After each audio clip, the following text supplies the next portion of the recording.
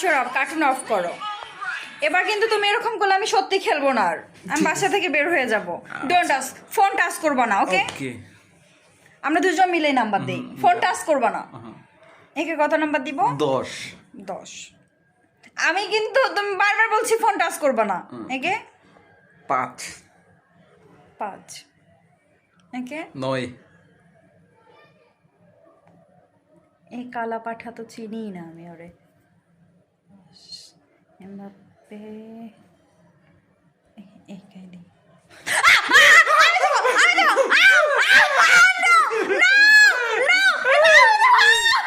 দাও।